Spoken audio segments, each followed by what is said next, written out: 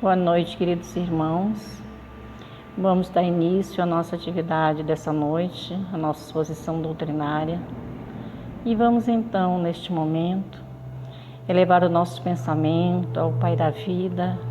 Vamos pedir a Jesus, a esses irmãos amigos, que envolva todos nós, principalmente a nossa irmã que vai nos falar nesta noite, para que ela possa ser inspirada nas melhores palavras, que possam nos trazer conforto, que possam nos trazer consolo e esperança. Jesus, nos ampare a todos nós, teus irmãos que aqui estão, em momentos de tanta aflição, mas que também sabemos que tudo vai passar. Obrigado, queridos irmãos, pela oportunidade de estarmos todos aqui, reunidos, em nome de Jesus. Vamos passar então a palavra para nosso irmão Alba, que vai nos tecer comentário sobre o que a pandemia irá nos ensinar. Que fiquemos com a nossa irmã, que possamos vibrar com muito amor, com muito carinho, por esta amiga que se disponibiliza a estar conosco esta noite. Que assim possa ser.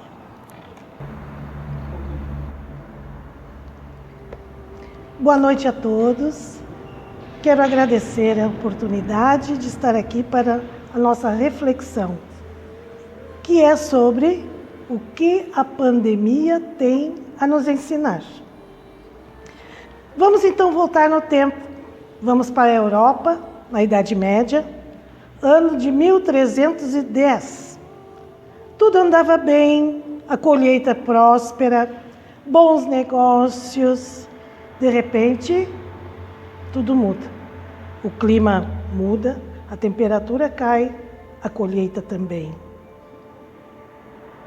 Nos próximos anos, começa aquela saga. Era o final da Idade Dourada, vamos dizer assim, e a visão de fim de mundo estava surgindo, trazendo junto os 4 cavaleiros do Apocalipse, que era a fome, a peste, a guerra e a morte.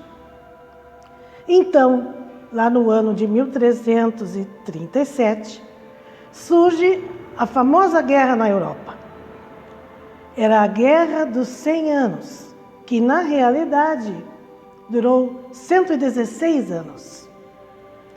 Essa guerra foi uma série de conflitos vividos pelos governantes, da Inglaterra contra os governantes da França, disputando o trono da França, porque a Inglaterra achava-se no direito, devido a algum parentesco, direito ao trono. Então começou-se tudo aquilo. O que restou para o povo foi o que mais sofreu. Os camponeses sofreram nas mãos também dos mais abastados, dos mais afortunados, que viam um lucro nessa guerra, nesses conflitos. Passado mais alguns anos também, a preocupação atingiu a Igreja Católica. E o Papa Clemente VI ficou muito preocupado com a situação que estava acontecendo. Por quê? Há 1000 anos que a Igreja reinava sobre os reis, reinava sobre o povo. E a religião para aquele povo era tudo na vida deles. O homem era fielmente religioso. E em 1347, então, começou a aparecer rumores de que o mundo estava sendo eliminado. Estava descendo lá da China, Índia e o mundo islâmico uma rota comercial de especiarias, de mercadorias, trazidas pelos mongóis. E trazidas também junto a peste, a famosa peste negra. Isso levou, nessa rota, nesse vai e vem, 15 anos para se espalhar essa doença. E os mongóis, conquistadores, lutadores, usavam também dessa peste para atacar as aldeias e conquistá-las. Colocava dentro corpos ou até contaminados dentro das aldeias e esperavam ver o resultado. Metade morria e a outra metade era dominada por eles. E assim foi. A Europa foi logo atingida.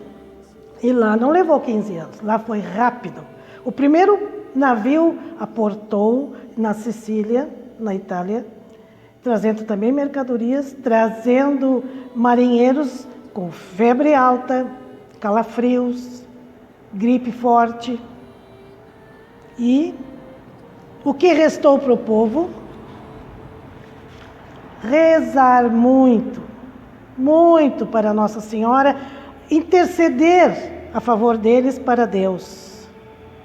Porque, segundo eles, isso só poderia ser castigo de Deus. Eles não sabiam o que era aquilo que estava acontecendo, matando tanto, só podia ser castigo dos pecados cometidos. Então, de 1347 a 1350, quase metade da Europa pereceu. Vamos avançar agora no tempo. 1918, o primeiro caso da gripe espanhola. Muito falada, muito conhecida. Mas ela não era espanhola, ela não veio da Espanha, e sim dos Estados Unidos, da cidade de Kansas, que lá tinha uma base de treinamento dos soldados que iriam para a Primeira Guerra Mundial. E devido às condições ambientais, à falta de higiene, houve então uma mutação de uma gripe normal, de uma gripe sazonal, e igual ao esquema da peste negra, devastou muita gente. Matou, acumulando corpos, acumulando o pavor e o medo. Então, a gripe espanhola, ela não veio mesmo da Espanha. Porém, por que espanhola? Porque os países que estavam envolvidos na guerra receberam uma censura na imprensa. Não podia estar falando muito, nem sobre a guerra e também muito menos sobre a gripe, porque para não causar pânico, etc. Mas a Espanha, ela era neutra nessa guerra. Então, ela não tinha essa censura. E de lá vinham as notícias para o mundo todo. Vinha notícia da guerra, notícia da gripe, enfim, né? Mas foi um colapso total quando chegou aqui no Brasil. Aí sim, piorou a situação. Fizeram isolamento, quarentenas, usaram máscaras, o mesmo esquema, né? E por volta de 1920 que essa gripe foi perdendo a sua força. Conseguiu matar muita gente. E os que sobreviveram também. Só restou rezar, agradecendo agora a Deus por eles terem se livrado, né, dessa pena. Essa gripe foi a famosa H1N1 do influenza vírus A. Muito bem. Mas agora vamos ao nosso tempo. As primeiras informações do novo coronavírus chegaram no final de 2019. 3 meses depois, 190 mil infectados em todas as regiões. Só a Antártida que estava livre. No Brasil, as primeiras ações começaram em fevereiro de 2020, com a repatriação dos brasileiros que vieram da cidade de Wuhan, lá na China, que era o epicentro da infecção. 15 dias foram, não 15 anos, 15 dias foram suficientes para a contaminação espalhar-se rapidamente. E centenas de casos já enquanto nós aqui estávamos recebendo as primeiras comunicações de infecção, já a Europa já encarava as primeiras mortes.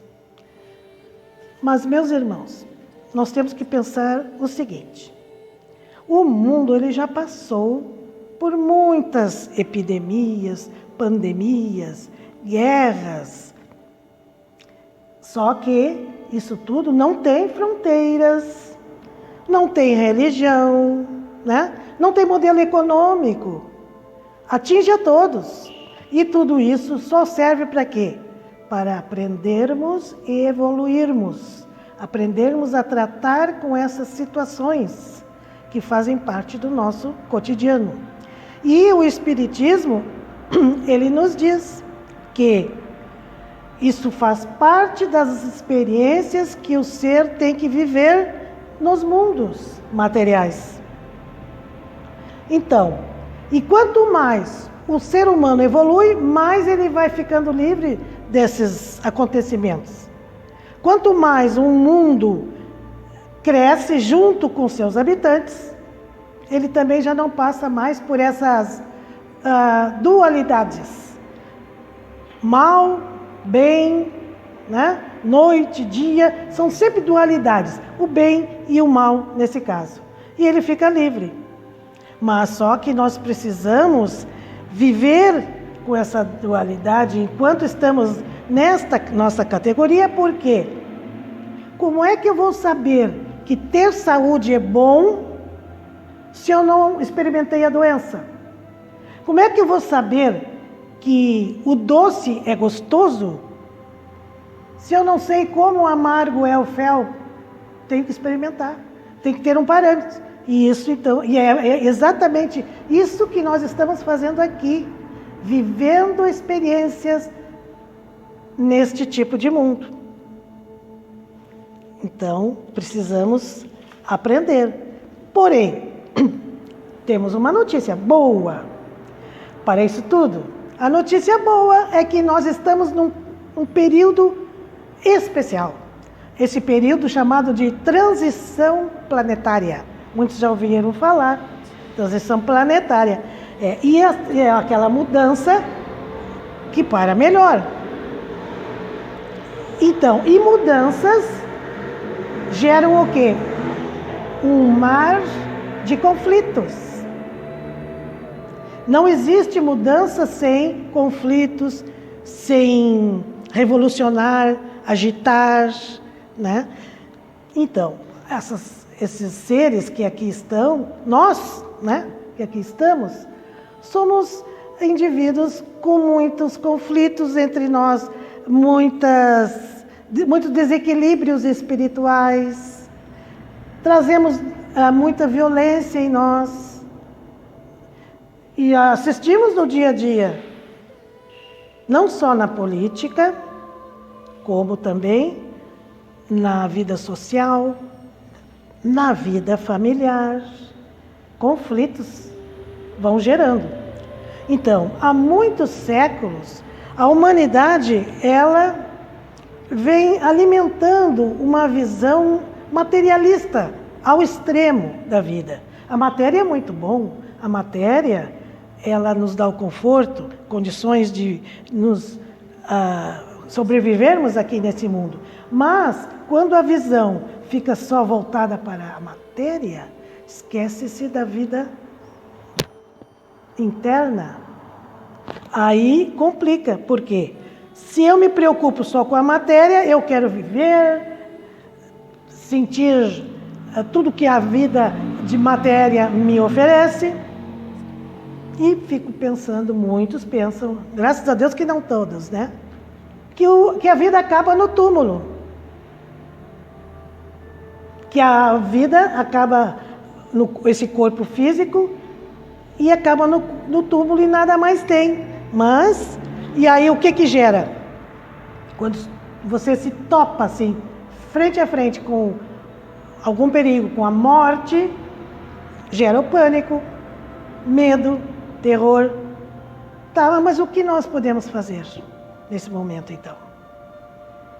Por isso que nós temos que usar a nossa cabeça. Já foi puxado um freio, né, numa quarentena, iguais às outras do passado. Temos que usar de estratégias para poder lidar com essa situação, né? Então, uma espiritualidade, uma religiosidade, ela será muito bem-vinda nessa hora. Porque ela nos ajuda a lidar com situações. Temos um melhor entendimento e nos viramos melhor com as situações que se apresentam. Mas eu não estou falando da religiosidade ou da espiritualidade externa, daquela que eu vou correndo para os templos e vou lá me penitenciar, rezar. Não, estou falando da espiritualidade, da religiosidade interna, aquela que vem do fundo do coração. Do fundo do coração, não do externo. Então, por exemplo, chegando em casa, eu vou encontrar meus familiares que estão na quarentena, que não estão saindo de casa, mas eu saio para o meu trabalho, porque eu necessito, volto para a minha casa, encontro meus familiares. O que eu posso fazer? Ler um livro edificante é uma saída. Fazer meditação, eu não gosto de ler? Tudo bem, faça uma meditação. Isso, 5, 10 minutos, isso ajuda o quê? A arejar a mente. E aí dá espaço para novas ideias.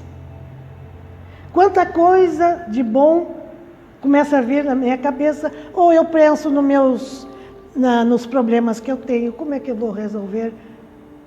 Aí vem uma ideia, e eu executo e me saio bem. Então, é aqueles novos pensamentos chegando, e não só pensando no foco. Então, vamos analisar agora essas duas epidemias. E mais a nossa atual. Vamos ver os legados que eles deixaram. Que legados nos deixou a peste negra, por exemplo? Primeiro, novas leis. Porque, com tudo que estava acontecendo, novas leis tiveram que ser criadas para resolver aquela situação. Segundo, novas formas de funeral. Os funerais foram modificados a exemplo dos nossos. Nova forma de funeral. Terceiro, uma nova visão de Deus. Aquele tempo o homem tinha a visão de um Deus punitivo, Deus que castigava. Depois ele percebeu, porque ele não sabia o que estava acontecendo, achava que era castigo. Quando ele descobriu que era uma doença e que poderia ter uma cura, que poderia ter um período e depois cessava, ele viu, não é Deus. Deus nos ama. Então teve uma nova visão. Outro legado, a ciência. Buscaram na ciência respostas para tudo que estava acontecendo. Porque a medicina na época nem imaginava que poderia estar acontecendo. Então alguns médicos se dedicaram, fizeram pesquisas, remédios e foram testando. Outro legado da peste negra, novos hábitos. Tanto na área rural, lá da Itália, quanto na alimentação, os hábitos alimentares. Porque ela se dedicava só a plantações de cereais, mudou. A metade morreu, não tinha tanto trabalhador. Então, terra tinha bastante. Então, desenvolveram a plantação de azeitona, comercializaram o azeite de oliva, mudaram frutas diferentes. Então, tudo isso influenciou até no próprio organismo dos trabalhadores lá da época, que foram também ficando, de repente, mais resistentes, né? Agora, uma mudança também muito visível, que a história fala muito, é sobre o renascimento. Aconteceu o famoso renascimento histórico, que era todas aquelas artes explodindo, né? E uma delas foi o Decameron. O Decameron foi escrito por Giovanni Boccaccio. Eram 100 contos ou 100 novelas que foram contadas por 7 moças e 3 rapazes que fugiram para uma vila isolada lá de Florença para poder se afastar da peste. Saíram das capitais, né, todo mundo. E aí começaram a contar o seu dia a dia, o que acontecia, o que eles estavam vendo. Foram 100 contos. Da gripe espanhola, qual é os legados que deixaram? Maior preocupação com a saúde. Também pesquisas, buscar remédios, vacinas. Estava muito acomodado, tiveram que pesquisar. Segundo, hospitais feitos às pressas. Até parece que estão passando o videotape da atualidade. Hospitais feitos às pressas, e nós temos um exemplo lá do Rio de Janeiro, em Botafogo, o Hospital Rocha Maia. Foi um dos que foi feito às pressas para esta gripe espanhola. Terceiro, isolamento e máscaras. Olha a história se repetindo. Quarto, mudanças e novos hábitos. Também, tudo teve que se modificar para poder resistir e ultrapassar aquele período. Tá, mas aí eu pergunto, e agora? Aí vem o assunto da nossa palestra. O que a pandemia tem a nos ensinar? Vamos citar. Primeiro, melhorar a nossa qualidade de vida.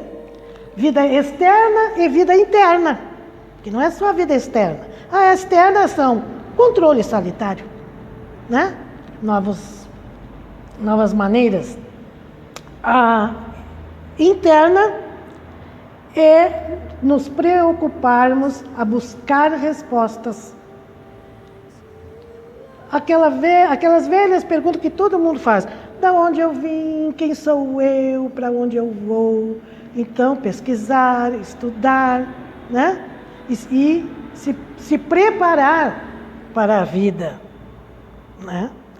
Novas ideias de trabalho e educação. Ah, essa aí foi danada. Com essa gripe aí, né? Com essa coronavírus, fechou o comércio, todo mundo começou a se apavorar, dificuldades financeiras, etc. Aí o que aconteceu? Tiveram que... Claro, muitos ficaram só se queixando, mas ainda bem que muitos reagiram. Não, eu vou ter que fazer alguma coisa diferente, não vou poder ficar parado. Buscaram outras alternativas. Descobriram que eles sabiam fazer coisas que nem imaginavam que sabiam fazer, né? Mas, uma foi, vou fazer uns bolinhos. O outro, eu vou fazer uns vasos de cimento e isopor. Cimento e isopor, que está na moda. Não sabia, que não me imaginei. Não, eu vou trabalhar, vou fazer uns cachorro-quente e vou vender assim a pedidos pela internet. Mas nunca que imaginei que eu iria fazer tal coisa. Na educação, fecharam-se as escolas. E aí?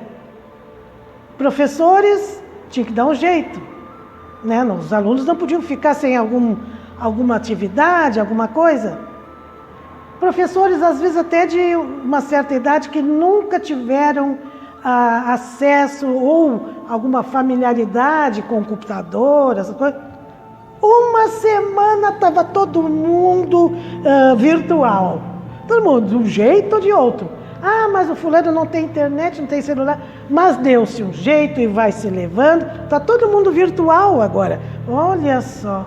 E olha, já faz anos que lá na Europa tem uns grupos lá estudando maneiras de modificar a educação para o futuro virtual. Não levou uma semana, eles tiveram que dar um jeito na situação.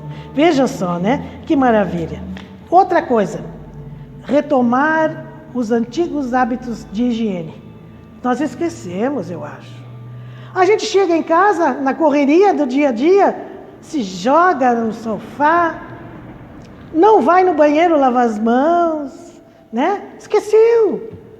Todos aqueles hábitos, aqueles cuidados, não tira o sapato. As mulheres diziam que era para não sujar o chão, né? Mas não, é para não trazer coisas impuras para dentro do seu lar. tivemos que mudar essa situação. Todo mundo ligeirinho, chega em casa, tira a roupa contaminada, né? Tira a roupa contaminada, corre para o banheiro. Tem gente que vai até tomar banho geral, bota outra roupa, álcool gel. E é isso, mudanças. Agora, uma coisa é certa. Nós não devemos nos apavorar com a situação.